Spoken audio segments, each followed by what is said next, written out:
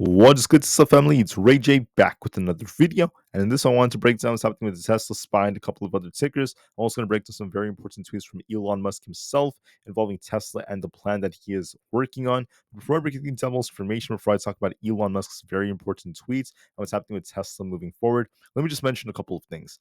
I am personally not a financial planner, so take nothing I say as financial advice. And also, if you guys can, please check out the Weeble link, which is down below and in the description. If you sign up for Weeble and deposit $500, you are guaranteed 20 free stocks. And the offer ends in just 4 days. Anyways, now let's break down what's happening with the markets. Looking at Tesla's things been on a bit of a decline so far. We're actually at the support around this 183 area.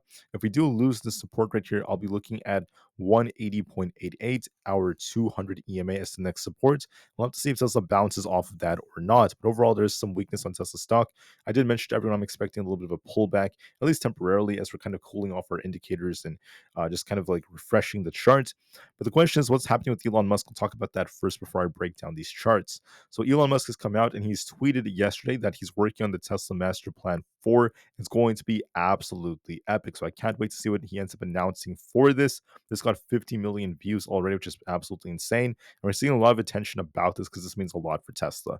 Now, please note that a few days ago, Elon Musk came out and he said that the Optimus robots could make Tesla a $25 trillion company, which is worth more than half the value of the S&P 500 today, which is absolutely insane.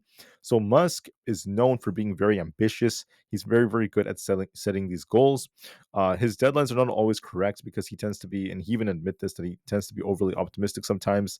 But that's okay because it really pushes people to really work hard and really improve Tesla in many different ways. But you have to consider the fact that in the past, Musk has made a lot of claims about what Tesla is trying to achieve. I want to actually call out why that's very important. So back in 2016, he basically was talking about expanding the EV lineup to all major segments, achieving true self-driving, true self-driving, excuse me. And in 2022, the Tesla 7 ended up coming out. Not to mention the Cybertruck was launched later last year. So that was once again a claim that Musk made that did end up coming true eventually.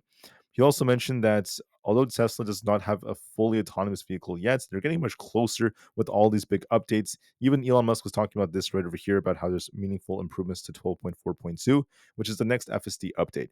Musk also was talking about how the interventions that people have to make, at least for the FSD to kind of like protect things, is now once again decreasing over time. We're starting to see the cars being able to drive, way more miles than before with less interference. That's showing a lot more independence, a lot more capabilities, and that's going to be very useful for them.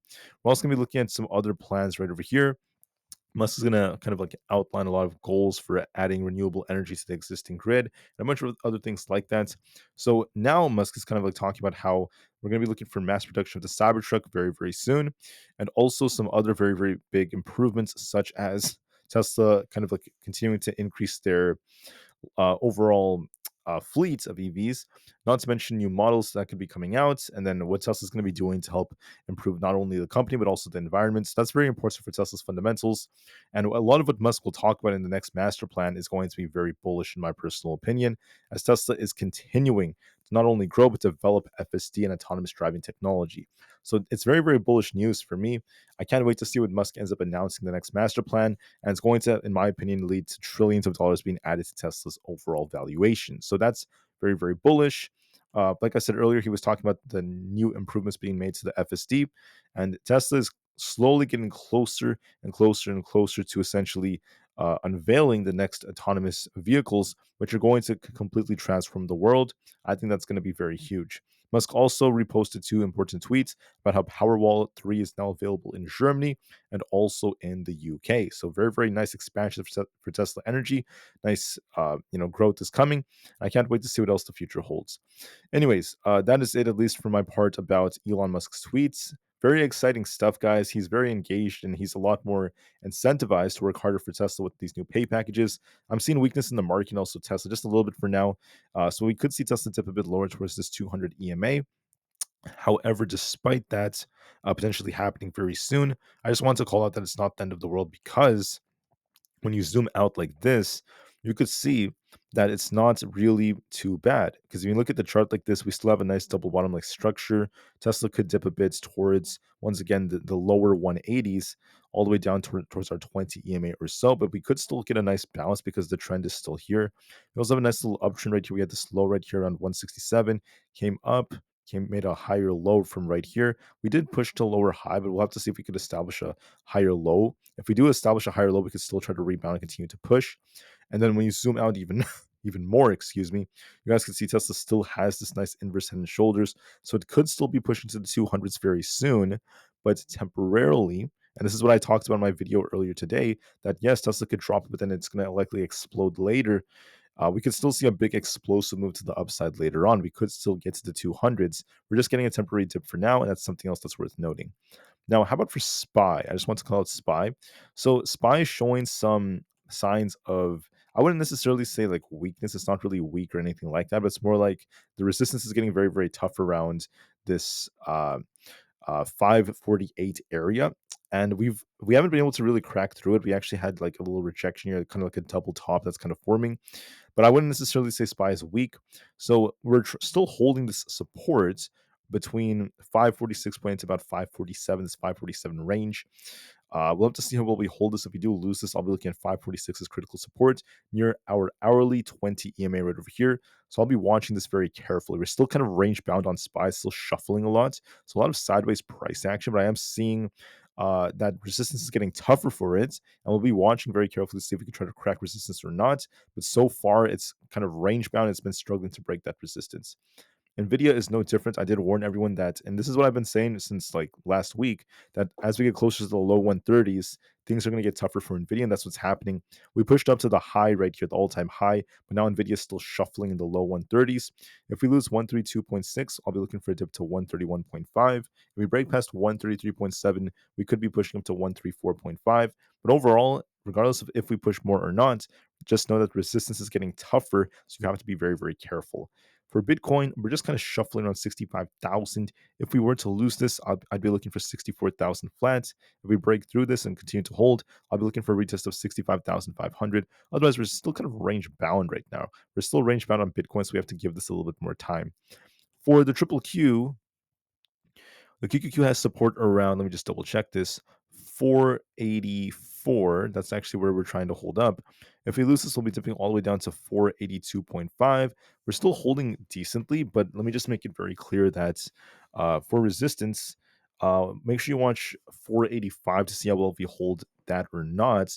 So far, I'm seeing some signs of a double top, but we need confirmation. We haven't broken our hourly 20 EMA yet. We haven't lost 484. So we're holding some key support, but we'll have to see how well this, if this continues or not. So give it some time. Apple stock is showing a little bit of weakness. We went all the way up to about this 220 area yesterday, very close to it. Came down, got another liquidity grab before dipping again. So we have resistance at 216, our 20 EMA. We have support at 214, our 50 EMA. If we lose 214, we're going to be dipping to 212.5. If we break 216, we could push. We're kind of trading sideways for now, but there is a risk of it dipping lower if we lose this support, since the trend does show signs of a liquidity grab right here. So it does favor downside, but just to be safe, we'll wait and see. Amazon is kind of struggling to break and hold 184, so it's a sign of weakness.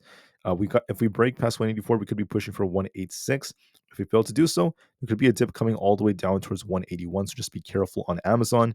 It's kind of shuffling, but there is a risk of a little bit of downside. For Coinbase, we're just trading sideways right now around 240. We got to break 244 to turn back to bullish. If we fail to do so, there's going to be a risk of it dipping back down to 232. So watch the 240 area. If we don't break 244, we could reject. There is a risk of downside. Meta is also showing some weakness. We have resistance currently around 504. If we reject it, we'll be dipping all the way down towards 500. But I'm seeing a weakness right now. We had a high here. We came down at a lower high. And we're just continuing to downtrend, so I'll be watching this very carefully. For GameStop, GameStop is just trading sideways around 25. It's good that this thing is trying to turn green, guys, but like I said before, we're not above 30. We got to break 30 to try to break out. We're still failing to do so, so we're still kind of shuffling right now, still kind of showing weakness. Same thing with AMC. We haven't broken past 5.5. We're just kind of shuffling near 4.9. So just give it some time and we'll see how things end up going. But that's what I want to call out. With that being said, thank you all so much for listening. Tesla has some weakness now. It is dipping a bit. There could be more downside coming. We're still at 183. We'll see if we continue to fall, but like I said before, we're still looking kind of weak on Tesla. So anticipate more potential downside, but just know that the overall trend, the bigger picture, is still bullish for the chart nonetheless. All right, so that's it for the video. Thank you all so much for listening. I'll see you guys in a couple of hours. Tesla to the moon, because the long term is still incredibly bright despite the short term downside. And peace out.